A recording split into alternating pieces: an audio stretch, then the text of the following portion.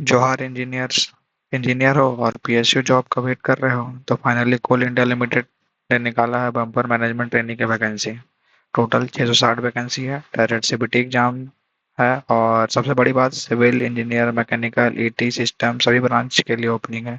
Salary कितने मिलेंगे, exam pattern क्या रहेगा, गेट लगेगा या डायरेक्ट एग्जाम होगा और फाइनली स्टूडेंट अप्लाई कर सकते हैं या नहीं, इस वीडियो में आपको नोटिफिकेशन का कंप्लीट ब्रेकडाउन देने वाला हूँ बिना किसी कंफ्यूजन के। तो वीडियो को लास्ट तक जरूर देखिएगा बिकॉज मैं आपको एक इम्पॉर्टेंट मिस्टेक भी बताऊंगा जो बहुत कैंडिडेट कर देते हैं एप्लीकेशन भरते वक्त। कोल इंडिया कंपनी है, रिक्रूटमेंट है मैनेजमेंट ट्रेनी की, जो एडवर्टीजमेंट है 03/2026 की है। कोल इंडिया एक महारत्न कंपनी है जो कि वर्ल्ड का सबसे बड़ा कोल प्रोड्यूसिंग कंपनी है। जो एग्जाम ये लेगा ये थ्रू ऑनलाइन एप्लीकेशन मोड लेगा, गेट के थ्रू एग्जाम नहीं लेगा। गेट के थ्रू एग्जाम सिर्फ माइनिंग डिपार्टमेंट का होगा, बाकी अभी अदर जो डिपार्टमेंट्स है उसका एग्जाम सीबीटी मोड के थ्रू होगा। जो पोस्ट होगा वो मैनेजमेंट ट्रेनिंग का होगा, E1 ग्रेड का है। जो एप्लीकेशन फॉर्म भरना अप्लाई स्टार्ट होगा वो आज के दिन यानी कि 12 मई 2026 से स्टार्ट होगा और 10 बजे से शुरू हो चुका है। और जो एंड होगा वो 11 जून 2026 6 बजे शाम तक को एंड हो जाएगा। यानी कि लास्ट डे का वेट नहीं करना है, जल्दी सभी को भर लेना है। जो कंप्यूटर टेस्ट का कब टेस्ट एग्जाम होगा वो एडमिट कार्ड जब आएगा तब पता चल जाएगा, हालांकि टेंटेटिव है कि ये जुलाई या फिर अगस्त में हो सकता है।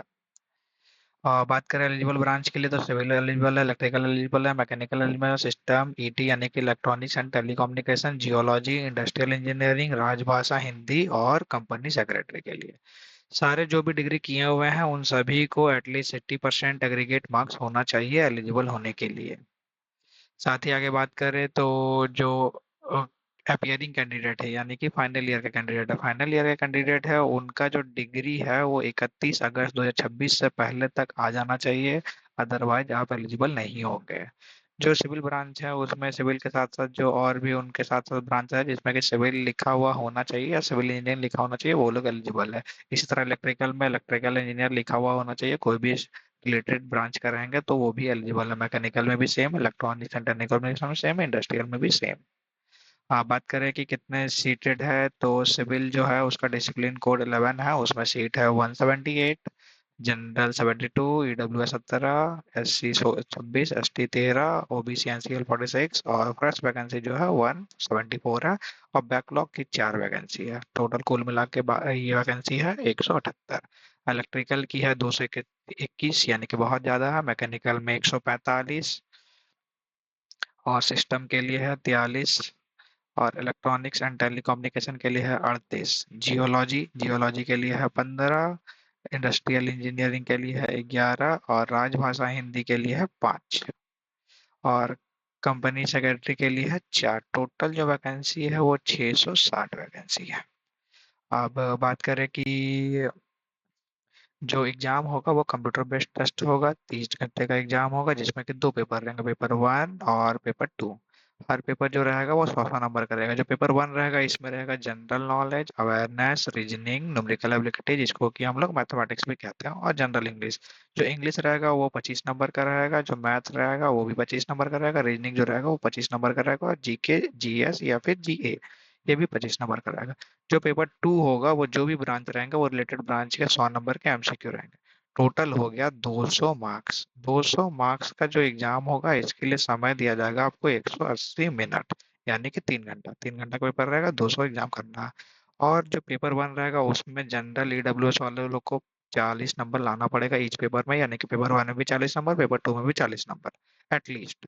ओबीसी वाले लोग को 35 ईच पेपर में, SC ST और पीडब्ल्यू लोग को 30 नंबर एटलीस्ट लाना पड़ेगा।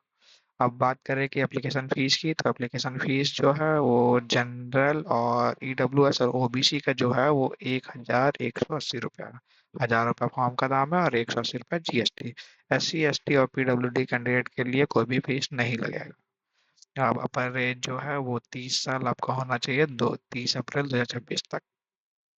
अब बात करें कि जो ओबीसी सर्टिफिकेट बनाएंगे उनका 1 अप्रैल 2026 के बाद का होना चाहिए या फिर इस तारीख का होना चाहिए, इससे पहले वाला इसमें वैलिड नहीं होगा।